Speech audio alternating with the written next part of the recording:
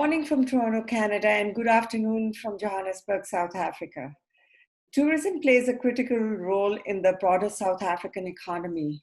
As a tertiary sector with strong linkages to transportation, other network industries, consumer, retail, and financial services, tourism's indirect economic contribution is substantial. The sector accounts for 2.9% of GDP, supports over 750,000 jobs directly and 1.50 million indirect jobs, and accounts for 8.2% of total investment activity.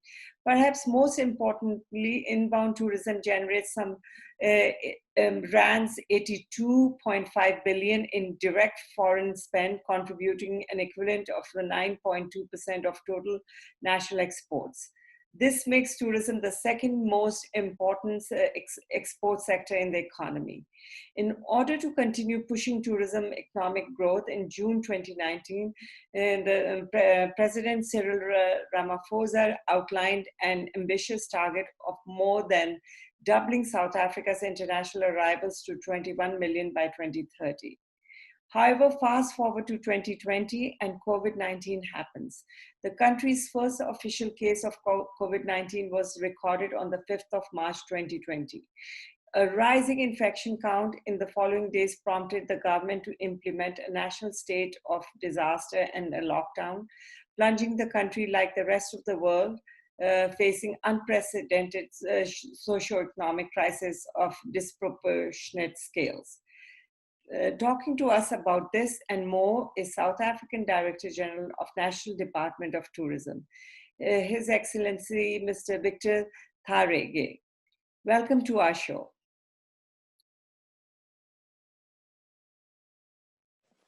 Yeah, thank you, Sumaira.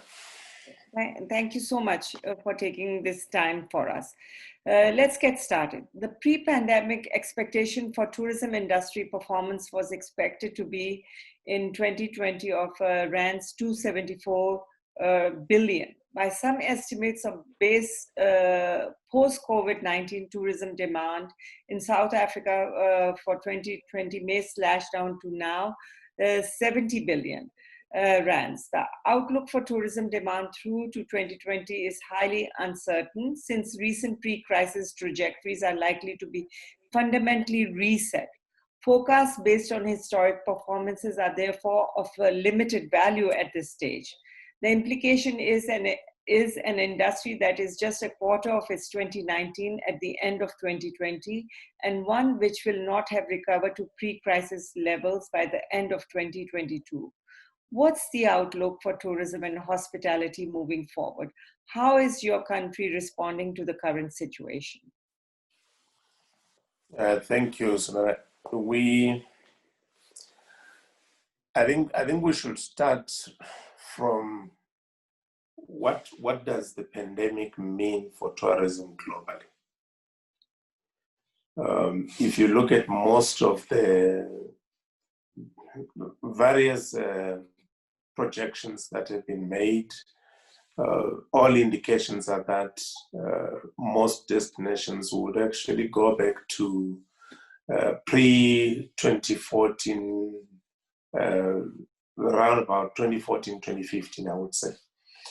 Now, this is in what could be construed to be slightly better case scenarios in most of the global markets.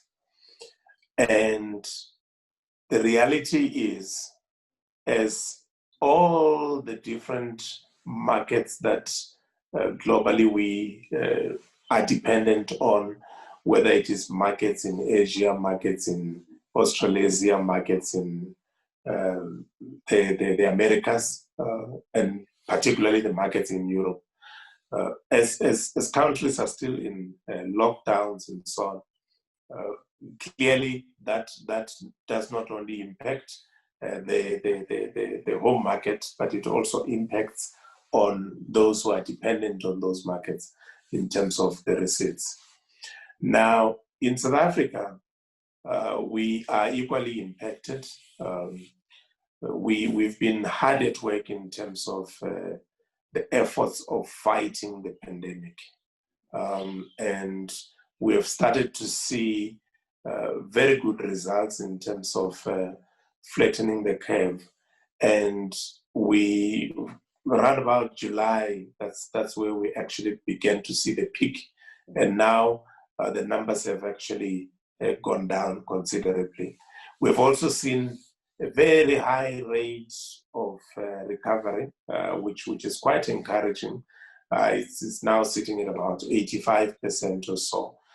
So that actually really gives us some confidence as well.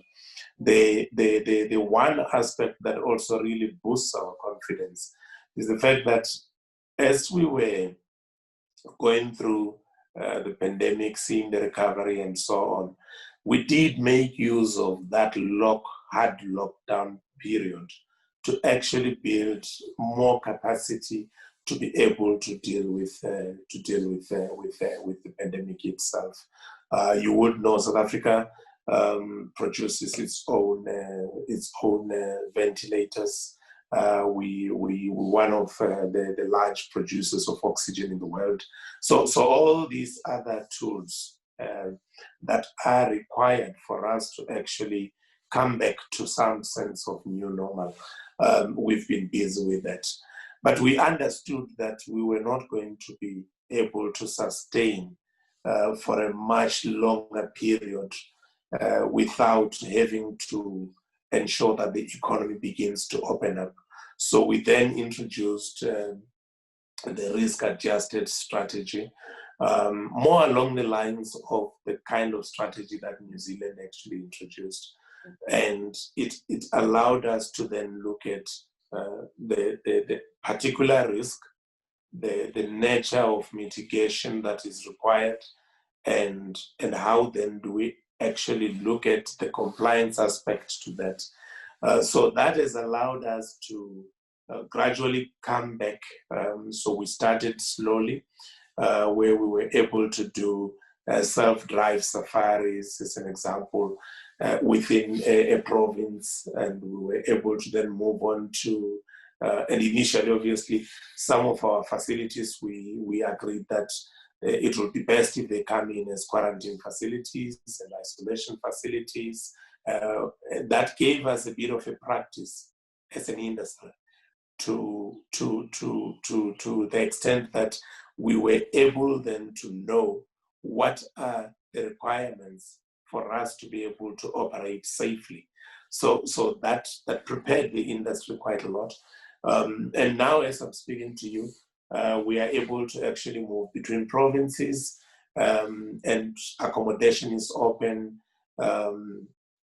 restaurants are open, quite a number of leisure activities are open. But in all these cases, we have got very stringent protocols that are actually being observed by the industry. And they have actually pledged that they will actually be upholding this. And we are working on a possible standard that would actually be a national standard, so that every other business would then comply with that particular requirement. We believe that once we've got those kinds of measures in place properly, most of which are actually already there, but also in a formalized way, that should add to the levels of confidence from the market in terms of whether this is the place where they want to come or not. But we do believe that we are on the right track. Thank you. Thank you for that very comprehensive opening. So South Africa has launched a plan that aims to reopen the country to visitors from abroad as early as September. The timing ties to the start of the summer travel season in South Africa, which runs from September through March and accounts for 60% of roughly $7.1 billion that international visitors spend annually in South Africa. Edging towards a revival, with both the government and travel industry mapping out plans to welcome visitors back in phases, I believe. Do you think the rebound is on the horizon? Well, let me just adjust something a little bit. The reopening of the international market is not necessarily in September. Okay. What we are doing through that risk-adjusted strategy, Mm-hmm. we are making those continuous assessments in terms of the levels of risks, in terms of exposure and so on. We are mindful that we do need to open at some point sooner, so that we, for instance, don't lose out in terms of the airlift capacity. We don't lose out in terms of our own relationships with the various trade partners in the various markets and so on. So that we are quite mindful of. However, we are not. When do you anticipate? And I understand that that's Unfortunately, I can't give you a date. If the risk-adjusted strategy evaluation says in a week's time or 2 weeks' time that we are actually ready, yes, we will then be able to open the borders and actually have the numbers in. But at the moment we are not at a point where we have just opened. So that's one aspect. We've just opened the domestic, and it's actually going very well. Good compliance that we have seen. We have also been receiving feedback from some of the clients to say, well, you may want to make sure that these things are actually something that we have to use even in the future. So that we are happy about. Second phase would then be making sure that, and we, in the background, we are doing a whole lot of work, obviously, to prepare for that, is to make sure that our immigration is ready for that, to make sure that our health officials, in terms of cross-boundary related issues, are ready for that. Mm-hmm. Is to make sure that the issues around translations and so on for some of these protocols with regards to the signage and so on, so that people who are coming from jurisdictions that don't necessarily speak the same languages and so would be able to follow these things properly and so we are not resting. We are making sure that we are fully prepared. But what we want to make sure is that it is a sustainable opening. Absolutely. It's a sustainable opening, and it's something that once we've done, we will all be able to enjoy it with absolutely minimized risk of transmission from the sector. You are so right, which kind of, you've taken care of my next question here, because there were some critics, and some lawmakers who were worried that the set target for tourism could be too soon. And the goal could run up against the reality of COVID-19 second surge, which, if you are watching what's happening in New Zealand and in South Korea and China, that it's not the question of if it will happen, it's already happened. So to take care of it, I think that phased approach and that cautious, sustainable approach is the way to go. And it's a moving target. I completely understand and respect that, because literally by the time we sometimes research interviews and we are sitting down, things have already changed. So I'm completely very cognizant of that. So that's a good decision to be careful. So National Coronavirus Command Council has been the public face of South Africa COVID-19 responses. And the country first heard of it on the 15th March when the president addressed the nation. But it's not been without controversy, some questioning who is in charge here, NCC or the cabinet. Personally, I think it's a great case study, that how South Africa has come together, bringing all of these different organizations and having one focal point of attention. But can please tell us about the importance of this organization and what health and safety protocols are being rolled out to protect the industry? Well, the NCC is not above cabinet. It's a substructure of cabinet. Okay. All the decisions that South Africa took with regards to COVID, they were not taken by the NCCC, they were taken by cabinet on the advice of the NCCC. So the NCCC, it's a normal structure that obviously the participants are members of cabinet, as they happen to be the members of an equivalence of a subcommittee of cabinet. So there are no questions about where the authority lies. There are no blaring lines with regards to the power relations structures and so on, all those kinds of things. Cabinet is the final decision-making body on all these matters. Even the management of the pandemic, we are doing it through a piece of legislation that exists. And that piece of legislation then allows us to be able to effect certain things and so on. So at the end of the day, it is the cabinet that actually decides on what needs to happen.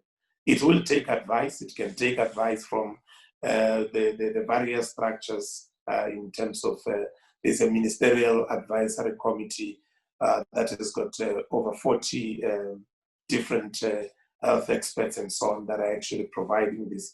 Most of them are people that are well renowned, and so these are people who would actually take us through aspects of epidemiology and aspects of prevention and all those kinds of things, and they understand these things better, so they advise on those kinds of things. Even in our case, before we decide that the following will apply to the tourism sector, we do consult with expertise in the health sector and so on, so that we are able to have a better appreciation and understanding. Is it 1 meter? Is it 1.5 meter? Is it in an enclosed environment? Is it in an open environment? Is it this kind of ventilation or that kind of ventilation? So all of that actually helps us to make rational decisions. Sometimes we'll get them right, sometimes we'll get them wrong, but they are rational, and that is the most important aspect of it. And obviously, I think South Africa is using science and methodology, to take the conversations forward to make the decision. So share with me, that was the second part of my question, was that on the current protocols and health measures which are being applied. Well, we've got a suite of protocols that were developed by the industry initially, and we subjected that to international best practice. They then got a stamp of authority from WTTC to say, well, this is something that is completely in line with the WTTC's own protocols and so on. And after that, we took those and we went through them thoroughly to check whether they are practical, because that's the main issue, but whether they are also going to assist in prevention of potential spread.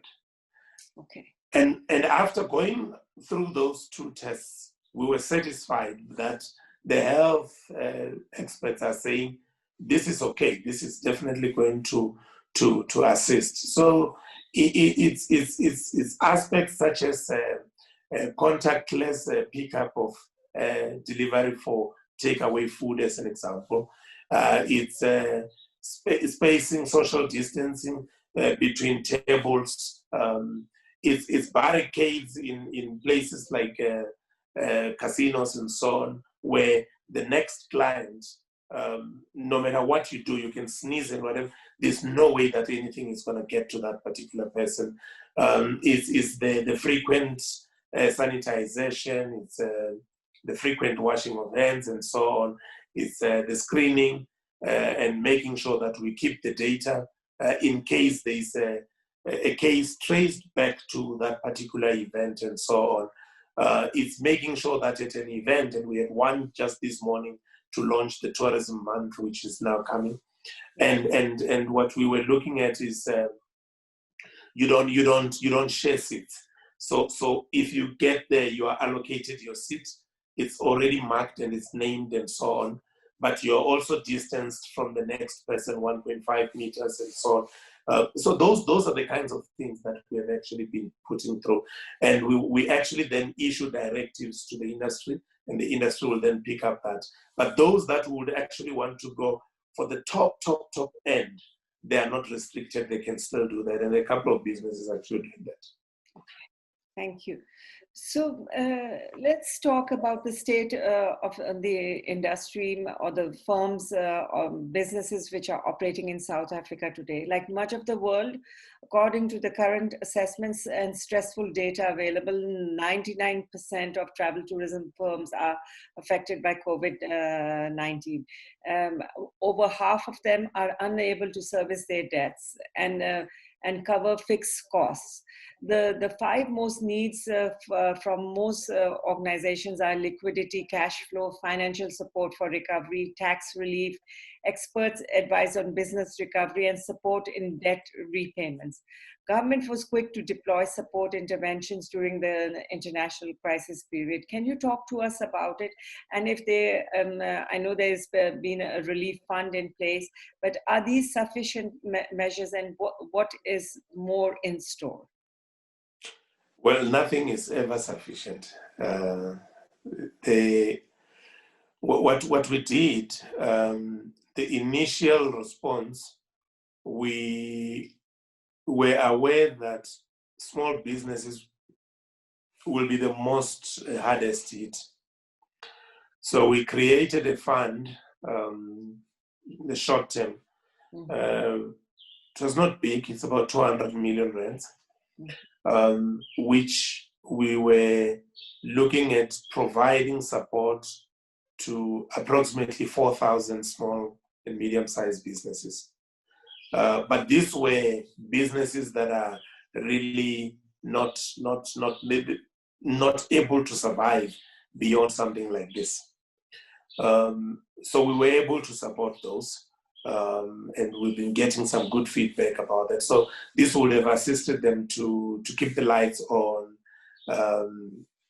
to make sure that the grass is cut, the pool is clean, those very basic things, pay the rates and so on. So by the time you come back, which they are now back, you are able to then move forward. From the accommodation side, we then made an arrangement that they also come on board as, which I said earlier, as quarantine sites and also as isolation sites. This came in quite handy for some because at that time there was repatriation of South Africans and there was evacuation of tourists that were supposed to go elsewhere and so on. But we also made an arrangement that those that were trapped in South Africa, let's have a better arrangement for them to remain in the facilities. So we assist in there, we get them tested first, and then they remain in that particular facility, which would then allow for the facility to, those that would want to go, because we had made arrangements so that there could be evacuations and so on. But in that whole process, we were able to have a sizable number of people, not small, quite sizable number of people that said, no, I want to remain and I will pay for my stay. So that was good. And we were able to do that. The quarantine signs and all those facilities for people that were returning home, and we had a mandatory quarantine and so on. Government had to come in and we paid for some of that. So that cushioned the sector a little bit, but it was not sufficient. It is not something that would have given you the kind of occupancies that you would sustain.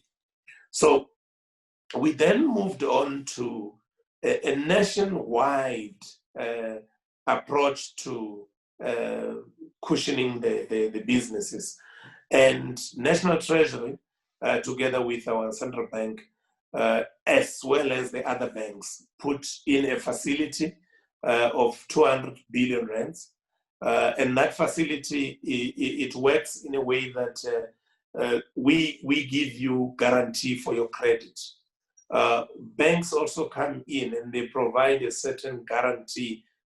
Basically, we were giving them, they need to come in first. Let me put it that way. They need to come in first in the event that there's a default. So they would also take that.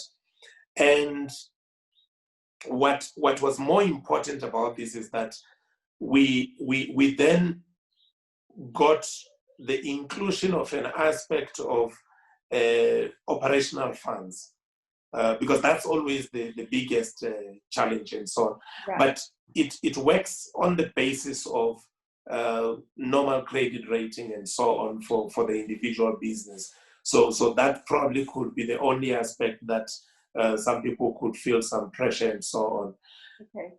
On the side, South Africa has got an unemployment insurance fund. Most businesses are subscribers to that unemployment insurance fund.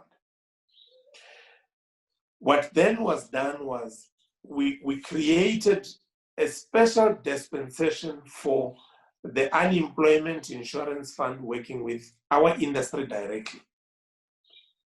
Through that means, we were able to support for a period of 3 months a good 600,000 workers, keep them still paid. We have extended that to August, so they will still get something.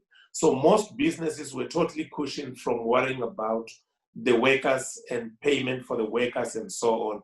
They were only having to worry about having to keep their property and making sure that, but some of them were actually borrowing to keep the property. So at the end of the day, there was a little bit of a cushion there as well. Okay. So in our surveys, some businesses were saying, but as long as this cushion is still there, we will still be able to run for some period. As a result, you do see quite a number of businesses actually have come back as opposed to what we had anticipated, that we would actually see a bloodbath. But it is difficult, I would acknowledge. I mean, and you're not unique in this situation, you know. Yeah. Most countries are experiencing it's how you are reacting to this situation is important, and I think South Africa is leading in that regard. So pre-COVID, some of these challenges included energy and water security, which also affect tourists as well as operators. Another one, which again affects tourists and citizens alike, is concern for personal safety and security. Very recently, the government had committed something like 40 million rand to fund initiatives to improve the safety of tourists, while 5,000 new police officers have been deployed throughout the country at strategic points. What is the prioritization to support this aspect further? Or does this now take a back seat due to COVID crisis? Absolutely not. Safety is high priority on the agenda. We still have all those people that we have trained. The difference between these cohorts and your normal police is that they are actually a friendly face. So they go through different training, customer services, tourist guiding, and all those kinds of things. So they really are the kind of face a tourist wants to come across and really have a, and they're not in your face type of people that are really going to be looking out for. We are here to. They're there to make sure that you are able to find the place you want to find, enjoy that place peacefully, and so on. So that is there and it's done. So during this period, we're looking at what more training can we actually provide to them as we go to the next stage.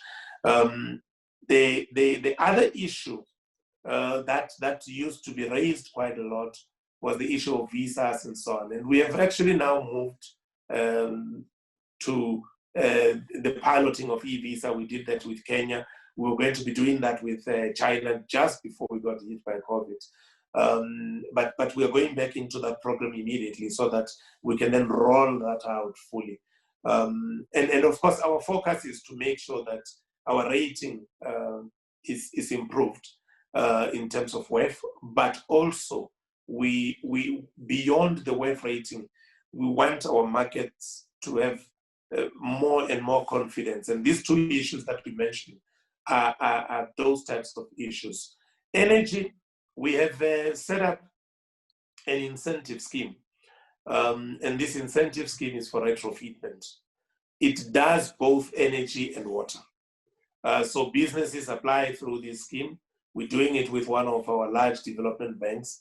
And they then go through a process of being evaluated to see to what extent are they conscious about issues of sustainability, and what effort have they already made themselves to get closer and closer to some level of sustainability, so that when we provide assistance, we are assisting someone who's conscious and who knows what this is about. So those are things that we are actually dealing with. And of course, including the whole issue of water. I do think that the issue of water, at the time that we communicated it, was slightly blown out of proportion. Because in reality, we had a drought. Countries go through that. Absolutely. Countries go through that. So we had a drought in that particular year. And the subsequent year, the dams were like 90% full. Even now, as we speak, it's been raining day in, day out in the Cape where the problem was and so on. But of course, our message is that we must always use water sustainably. Okay, thank you. That's quite a few areas that you've covered there. I'm going to touch upon another very important aspect, and that's aviation. With many airlines unlikely to survive the crisis and many more certain to scale back operations, schedules will be reset. The fear is that demand recovery will lack capacity recovery, which will lead to aggressive airline pricing, short notice cancellations of poorly supported services, and potentially a series of airline failures in the next year. And that's not just South Africa, that's worldwide. But with 600,000 scheduled airline seats a week in January 2020, South Africa was the largest aviation market in Africa, ranked 32 in the world. However, South Africa is an isolated long-haul destination that many rationalized carriers may struggle to service, and the national carrier SAA is in business rescue along with domestic airlines. There's likely to be some sort of gap in the capacity in the short term. The net assessment of airline and route risks suggests that for strategic and commercial reasons, the current roster of international airlines operating to South Africa, it looks reasonably secure. But what is the government's strategy to further protect and jumpstart the aviation sector? It's not an easy question. I mean, most airlines are getting their planes out of airports, and leasing farms to have a parking bay. Now, that could result in two things. Mm-hmm. One, it could result in those that will survive and want to return. Whichever market is open, they will immediately want to go. But it could also result in a wipeout, and there could be much more serious problems of supply, which could actually give us problems with prices. So those two scenarios, one is going to prevail. Yeah. Now, for us, there are a few issues that are at the center of our recovery.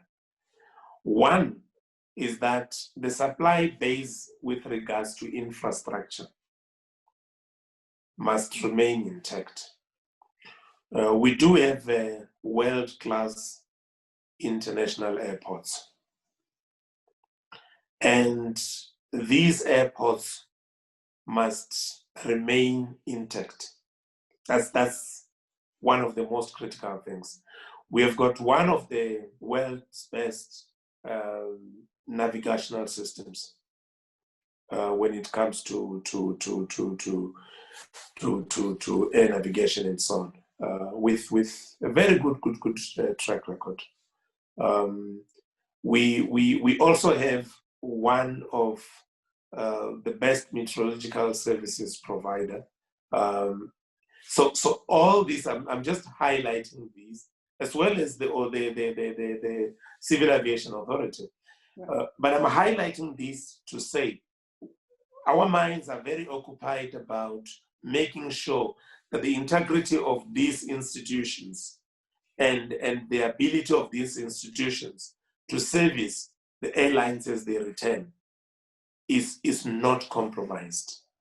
And this also includes basic infrastructure like your pipelines with regards to jet fuel and so on, because you can't just keep them there lying fallow and not necessarily being used. So at the moment, to be able to maintain these things, cargo is playing a very critical role. Cargo is playing a critical role. Domestic, we have now gone into interprovincial leisure travel. So we've seen a good pickup. And I'm talking about 80% and in some instances 90% load factor. So that's something that really is quite encouraging.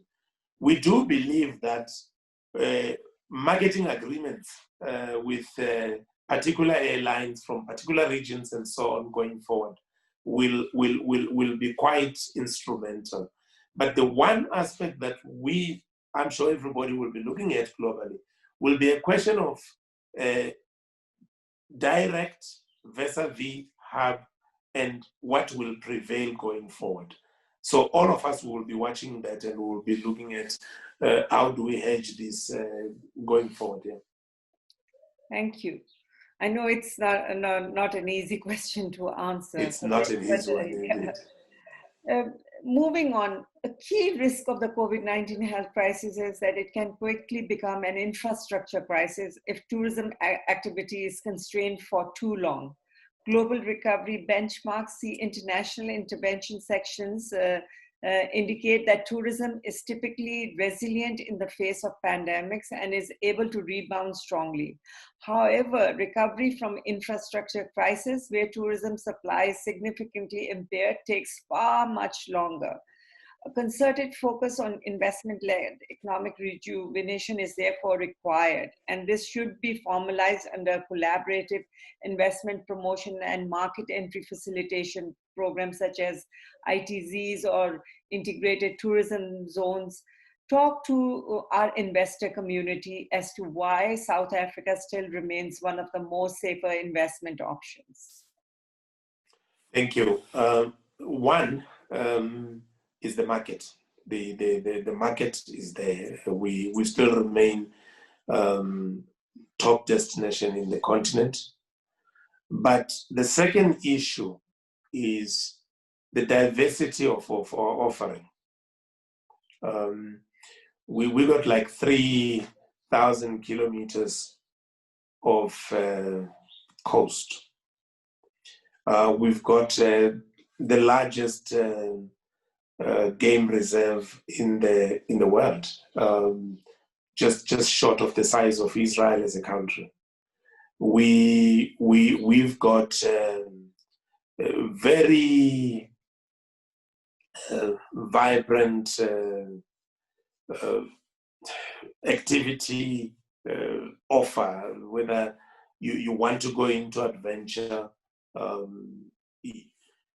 from one extreme to the other, we will be able to fulfill that. So one could be in a city environment where you experience the kind of life that you would experience in any other city, and in a short space of time you are in a totally quiet environment in the midst of a game of any type that you could actually imagine.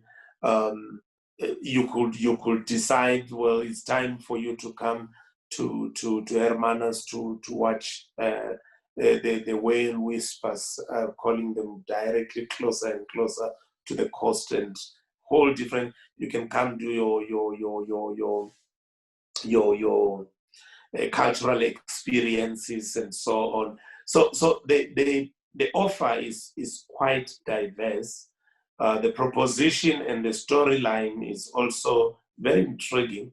The people are still interested in knowing exactly how did South Africa make it without the guns, without the bombs. How was this thing? What is it? And people really still want to really get to, or whether you want to come to our winelands, and it's the experience there is phenomenal. It's something out of this world. The cheese farms, it's out of this world. So you got this offer that if you go to some destinations, you will get that, but not all of it. Right. But you actually get everything in one destination, and I think that for any investor, that's really sound. And you've got very good and deep financial markets, very very sound financial policies. Your money is safe, that you can be guaranteed. You've got rule of law in this country, which is one thing that, from an institutional point of view, and anybody who is actually looking for institutional integrity as a sound basis for investment, you this is the place. So we are actually seeing people knocking at the door now. In the midst of the pandemic, there's a lot of people knocking at the door to say, is this the right time? For the country to attract people like J.W. Marriott to consider being heavily invested in the country, and in the most recent times, it tells you exactly where we're going.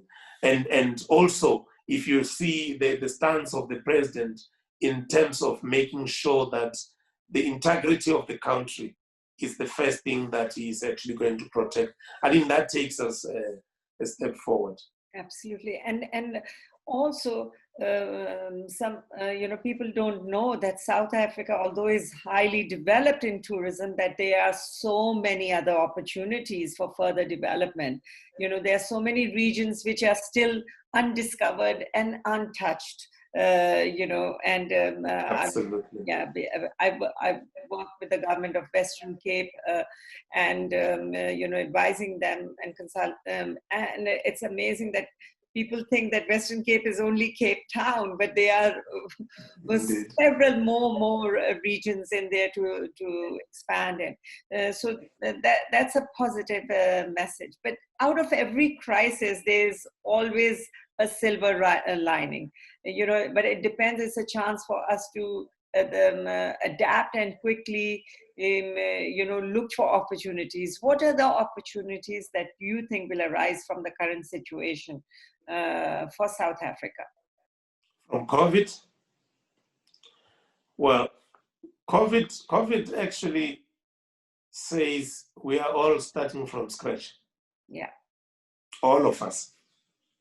So it is dependent upon each country to decide what that start is going to look like for them. Right.